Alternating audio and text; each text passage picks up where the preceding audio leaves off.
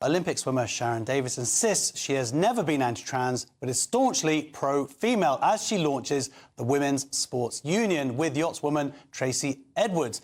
The new organisation aims to protect single-sex categories in sport and take legal action against federations failing to ensure fairness for women. Davies, soon to become a Conservative peer, says the Supreme Court ruling on biological sex validates her decade-long campaign for women's rights in athletics. Well, I'm joined now by the former Olympic swimmer, Sharron Davies. Welcome to the show. Thank you. I'm so excited you're here. Oh, me too. I know. I've been meaning to come down and see you for so long. And every time I bump into you, I'm like, please come on the show. I know. Yeah. And you're giving us an opportunity to promote our Women's Sports Union, which is so important because we just want people to join, because we know that they need a voice, and Tracy and I just want to be that voice, because it's really difficult when you're dealing with, you know, young people and parents of young people. They're frightened to say the things that they want to say.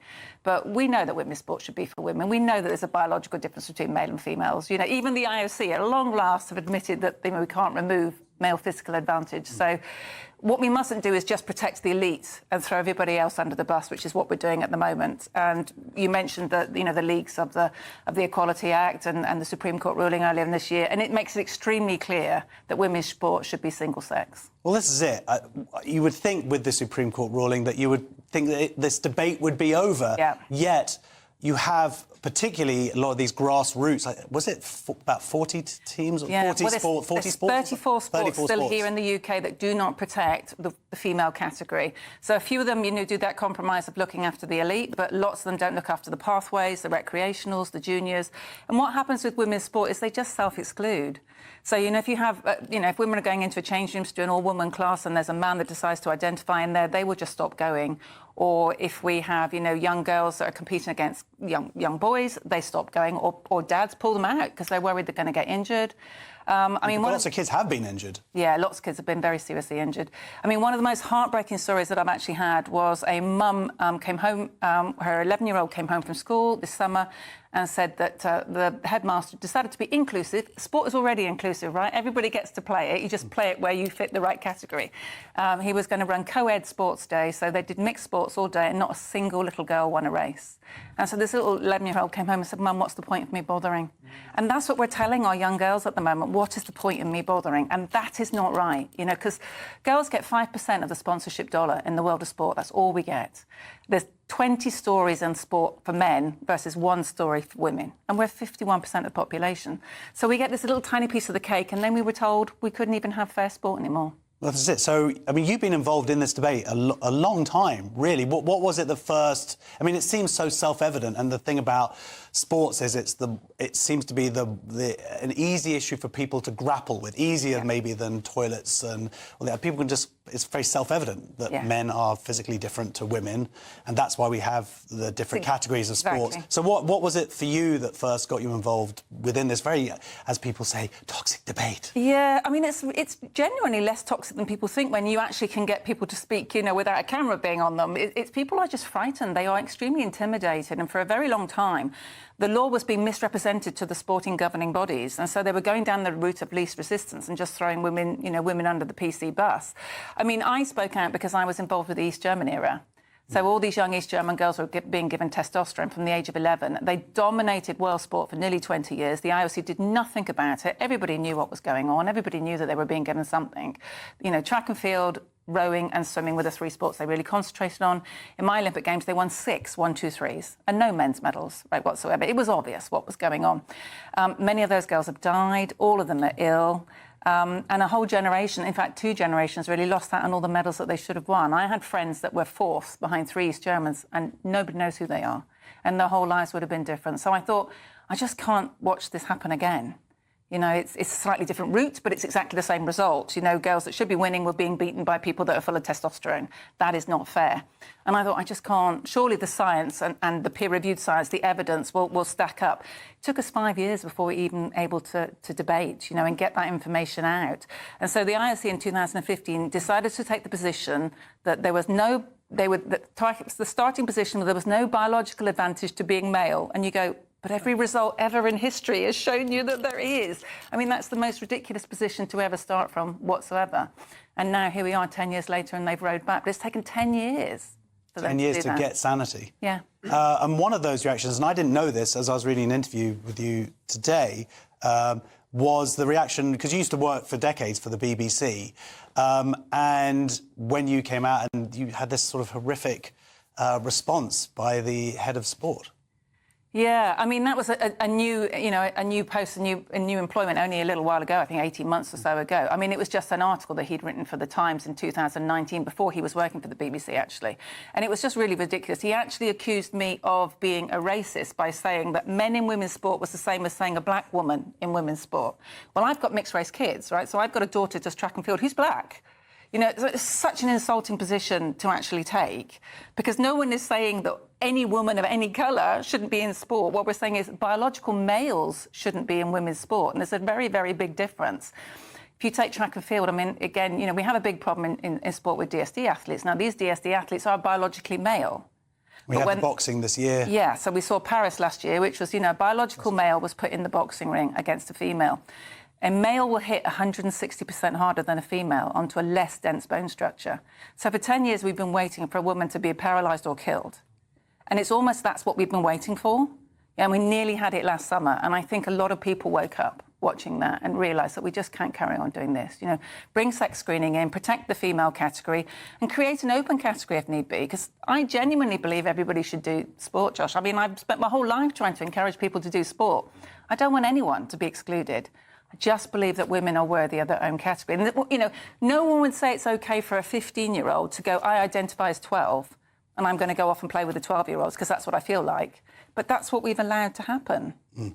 It's crazy. And as you say, when this argument is framed, it's always that the banning of trans people from sport. No, it's just be in the appropriate category. Be in the category that fits the reality of the body that you have. And that's why I think an open category works, because you could call yourself whatever you like, wear whatever you like. I mean, what's frustrating, again, is that women's sport was always had no problem with trans-identifying men, so females that identify as male. So we even had a Filipino boxer in Paris, who identified as being male, but still opted to compete with the women, providing they're on testosterone. Nobody cares. So if the women can do it, why can't the men? Well, that's it. Well, now the Olympic Committee have essentially said that it will now test for sex, and that is what is sex how screening, it's it. But I went to see you at a talk recently, and I was surprised by the prevalence still within the grassroots movement. And I really thought this was over, and it's not. So what is your newly founded organisation going to be able to do to get them to comply? Organisations like gymnastics still have self-ID. So, there's no protection there whatsoever. We have a CEO of Rounders, a bat-hitting sport who doesn't think it's a sex-affected sport. Really shouldn't be in their jobs if they don't understand sport at all in that way. I think what we're going to do is go after these individual CEOs because they've been shirking their responsibilities, so we will put them very much on the spot. And also, the English FA, they decided to actually protect the female category after the Supreme Court ruling because their insurance was null and void. So public liability insurance becomes null and void if you break the law. And by allowing males into female sport at the moment, you're breaking the law. So we're going to try nicely to point all these things out because we don't want to do lawsuits. But if we have to go down that route, then that's what we'll do. Because I guess a lot of these organisations are saying, oh, we're just waiting for the guidance to come out, which is such a cowardly route to it. Some sports have been 2 years revising their policy. They're not revising their policy. They're doing absolutely nothing. So, we're going to stop them just sitting on their hands and doing nothing, pretend it doesn't matter. It really does matter. And it matters at every level. It's really important. We cannot say this woman is worthy over here because she's good enough. But all these women over here are not good enough, so they're not worthy. And that is sex discrimination. And those leaked documentation, we saw in the Times last week, actually says that it is sex discrimination. So that's what we'll be going for. To explain to someone who doesn't necessarily, who might have just kind of gone down the route that it is about elite sport and it is about medals, can we just provide an argument to them that says actually all sport is important? Yeah, well, why should anybody why should any woman be less important? I don't really understand. If you want to do it as a pathway or as a junior or as a recreational, why are you less important? You're still entitled to your fair sport. I know in tennis and in golf in particular, for club matches, a lot of women have been put up against men in club competitions and they just walk away. They just don't want to do it. Why should they? Absolutely. And you saw the same even in a sport like pool, where you see that actually physical strength does have a huge impact on outcome. It does. Height, and size of hands and break speed, and all sorts of different things. And the good thing is we went to court and we won that. So if we can show in court that pool is sex-affected, then you can be damn sure that rounders is sex-affected. So, we will be going after all the obvious situations. But it's really important that people come and join us. Membership is obviously there. We'd love lots of members. But if you want to be anonymous and make donations so we can fight on your behalf, then please do. Do you believe that if your organisation had existed 10, 15 years ago, that we would be in this situation that we went through? I don't know. I don't know. I mean, we are in this crazy place because people stopped being sensible. That I just want people to have common sense again, because it used to be common and it's not anymore. And that's what we desperately need. But what was heartbreaking for me was that all these decisions were made against all the peer-reviewed studies. And it's taken us 10 years for them to pay attention to what was always there, apart from the obvious, which is why we had men and women's competitions in the first place. Yeah. Do you think there is also a sort of a silver lining here, that there is the birth of an organisation like this finally that can, once this issue is resolved, that will be there to deal with other issues for women in sport? And that's such a good question, because really what we wanted to do, what Tracy and I wanted to do, and it's fabulous that I'm working with Tracy, I've got so much respect for her. And in fact, I was in Auckland when Maiden came in all those years ago, so we've got lovely history together, is to create something that gives women a voice. So in 1998, the IOC asked all their elite female athletes, they polled them to say, do you want sex screening to carry on? And 82% said yes, and they stopped it. So you kind of go, why did you bother to ask your female athletes if you're not going to pay any attention to them? And so we need something that gives female athletes an actual voice. And if we can then maybe just ship this off and have one in China, one in Canada, one in Australia, one in America, and they can be all over the place so that women actually get a voice in women's sport, then that would be a really good thing. I want to grow women's sport. I want to get better exposure, get more money in there, but more importantly, I just want kids doing it. We used to lose girls from sport at 14, 15. We're now losing them at 11. Wow, OK, well... And we both want so desperately for that not to be the case. Sure. Well, my daughter's 9, so got 2 years left. Yeah. Anyway, thank you so much for joining us. Ladies and gentlemen, big round of applause, Sharron Davies.